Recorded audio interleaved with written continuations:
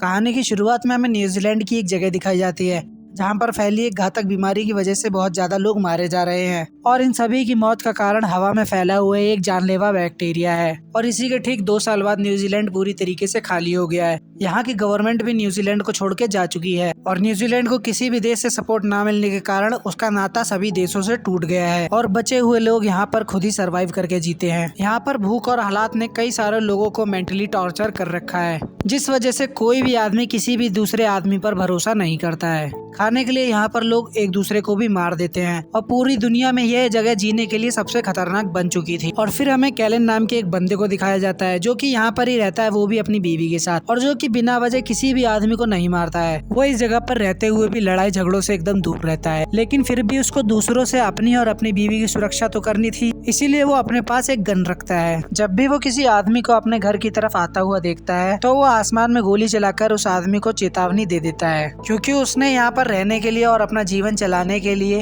अपने गार्डन में बहुत अलग तरीके की सब्जियां उगाई थी और वो भी बहुत मुश्किलों से। वो यह नहीं चाहता था कि कोई भी आकर उसके गार्डन में उसके द्वारा उगाई गई सब्जियों को लूट ले। अगले दिन भी जब 2 लोग लूट के मकसद से उसके घर की तरफ आते हैं तो कैलन हवाई फायर करके उन दोनों को भी अपने घर से दूर भगा देता है। और अब तो ये उसके यहाँ का डेली रूटीन बन चुका था, क्योंकि आए दिन कोई न कोई उसके यहाँ पर उसकी सब्जियों को और उसके घर को लूटने चला आता था। उसके बावजूद भी केविन यहाँ पर डटा रहा और आज तक उसने किसी भी आदमी को नहीं मारा। और फिर एक दिन जब केविन की वाइफ गार्डन में कुछ काम कर रही थी तभी अचानक से उसके पैर में एक लोहे के टुकड़े से कट लग जाता है, लेकिन वो इस बारे में केविन को नहीं बताती। अब रात होने पर वो दर्द के मारे चिल्लाने लगती है और यहाँ हमें दिखाया जाता है कि उसके पैर का जख्म काफी ज्यादा बढ़ चुका था और फिर थोड़ी देर में उसके जख्म इन्फेक्शन में बदल जाता है और फिर केविन की बीवी दर्द के मारे बेहोश हो जाती है। अब यहाँ पर केविन अपनी पत्नी के जख्म के बारे में स्टडी करता है और जहाँ पर उसे पता चलता है कि ये बैक्टीरिया काफी सालों पहले आया था, जिसकी वजह से बहुत सारे लोग मारे गए थे। वो बैक्टीरिया अभी भी हवा के अंदर मौजूद है और इन सभी बैक्टीरिया से इन्फेक्टेड होने का चांस उन लोगों के लिए ज्यादा था जिनको किसी जगह से कट लग जाता था। और फिर ये बातें केविन अपनी पत्नी को बताता है, जो कि ये सारी बातें सुनकर काफी ज्यादा इमोशनल हो जाती है। अब उसके इलाज के लिए उन लोगों को एक बहुत ही खास दवाई की जरूरत थी जो कि उस जगह पर मौजूद ही नहीं थी। अब केविन उस दवाई को किसी दूसरी जगह से लाने का डिसाइड करता है और यहाँ वो अपनी बीवी को उसकी सेफ्टी के लिए एक गन देकर जाता है और जिसके अंदर 5 गोलियां थी। वो उसको कहकर जाता है कि इस बंदूक का उपयोग तुम तभी करना जब तुमको काफी ज्यादा खतरा महसूस हो अपने आसपास। अब जैसा कि हम लोगों को पहले से ही पता है कि यहाँ पर इंसान अपने जीने के लिए किसी भी इंसान को मार सकते हैं, लेकिन केविन जब भी वहाँ से गुजरता था तो उन लोगों को पहले ही बता देता था कि वो किसी प्रकार की लड़ाई नहीं चाहता है और बदले में वो लोग भी उसको जाने देते हैं। लेकिन कुछ लोग यहाँ पर काफी ज्यादा पागल हो चुके थे जिनको लोगों को मारने में काफी ज्यादा मजा आने लगता है, जिस वजह से केविन अपना रास्ता बदल लेता है। और अब केविन एक छोटे से घर के सामने पहुंच जाता है जहां पर वो दरवाजा नॉक करता है, लेकिन अंदर से उसको कोई आवाज नहीं आती, जिसको ध्यान में रखते हुए वो घर के अंदर चला जाता है और पूरे घर को चेक करने लगता है।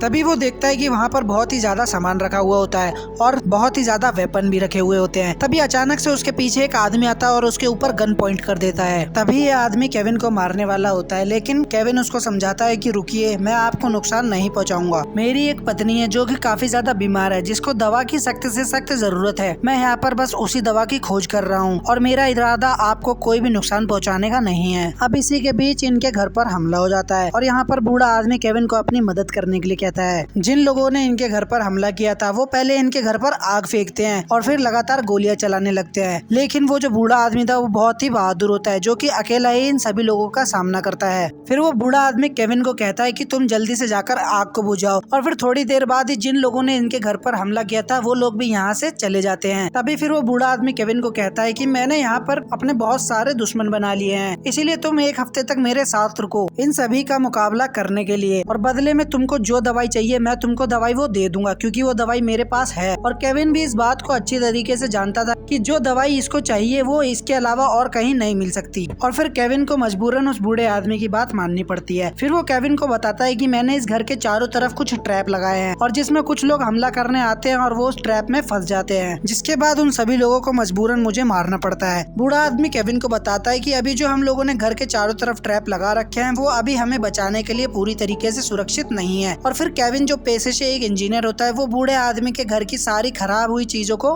ठीक कर देता है। और फिर तभी हमको यहाँ पर केविन की पत्नी को दिखाया जाता है जो कि समय के साथ साथ बहुत कमजोर हो रही थी। और फिर थोड़ी देर बाद ही उसको महसूस होता है कि कोई उसके घर में घुसने की कोशिश कर रहा है। अब यहाँ पर केविन की बीवी उस आदमी के सर पर लकड़ी से वार करती है जिसके कारण वो आदमी बेहोश हो जाता है और वो अपनी गन से उस आदमी को शूट करना चाहती थी लेकिन इतनी हिम्मत उसके अंदर नहीं थी, जिसके बाद वो उस आदमी को एक ट्रॉली में लेकर अपने घर से बहुत ही दूर रख के आ जाती है। दूसरी तरफ हम देखते हैं कि केविन और वो बूढ़ा आदमी अपने घर का डिफेंस सिस्टम बहुत ही बढ़िया कर रहे थे।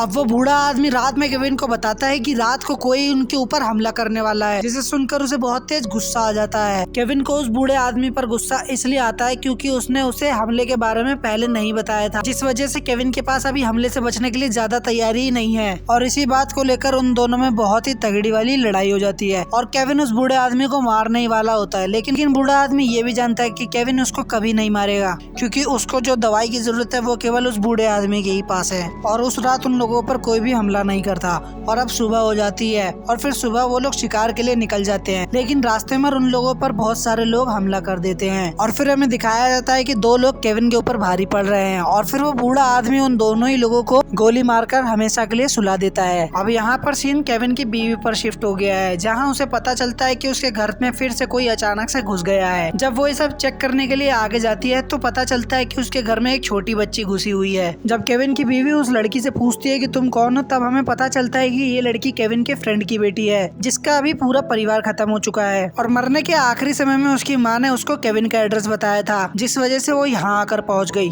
फिर केविन की बीवी उसको अच्छे से खाना खिलाती है और फिर उस लड़की को वो हमेशा अपने साथ रखने के लिए सोच लेती है। केविन की बीवी अभी तक माँ नहीं बनी थी, जिस वजह से उसके पास जितनी भी ममता थी वो सारी अपनी ममता उस बच्ची पर लुटा देती है। और फिर रात हो जाती है और फिर रात में हमें पता चलता है कि फिर से वही बूढ़ा आदमी जिसको कि केविन की बीवी ने थोड़ी देर पहले बेहोश करके दूर छोड़ के आई थी वो वापस से आ चुका है। लेकिन केविन की बीवी दोबारा उस आदमी को बेहोश करके उसी जगह पर छोड़ के आ जाती है और फिर वो उस आदमी को दोबारा से मारने की कोशिश करती है, लेकिन इतनी हिम्मत उसमें फिर से नहीं आती है। तभी वो बूढ़ा आदमी उससे बोलता है कि तुम अब मुझे यहाँ मार दो। और फिर उसी रात इस आदमी के घर पर भी हमला हो जाता है। हमला करने वाले और कोई लोग नहीं थे, जिन लोगों को केविन और उस बूढ़े आदमी ने मारने की कोशिश करी थी लेकिन वो बच निकले थे, वही लोग होते हैं जो कि इस आदमी के घर पर हमला करते हैं। और हमला करने वाले लोग अच्छी तरीके से जानते थे कि इन लोगों के घर के आसपास बहुत सारे ट्रैप लगे हुए हैं, इसीलिए वो एक ऐसे टैंक को भेजते हैं जो कि वो सारे ट्रैपों को खत्म कर देता है। और अब ये टैंक उस बूढ़े आदमी के घर पर बुरी तरीके से हमला कर रहा होता है। अब यहाँ पर यह आदमी मौका पाकर उन दोनों के घर में घुस जाता है जहाँ पर वो बूढ़ा आदमी और केविन दोनों लोग होते हैं। और फिर देखते ही देखते वो उस बूढ़े आदमी को जख्मी करके बेहोश कर देता है, लेकिन वो केविन को नहीं मारता है। और फिर वो बूढ़ा आदमी और केविन दोनों एक दूसरे को देखकर पूरी तरीके से शॉक हो जाते हैं। और फिर हमें यहाँ पता चलता है कि केविन इसी बूढ़े आदमी का बेटा है। और अब ये बूढ़ा आदमी अपने सभी साथियों को यहाँ से लेकर चला जाता है।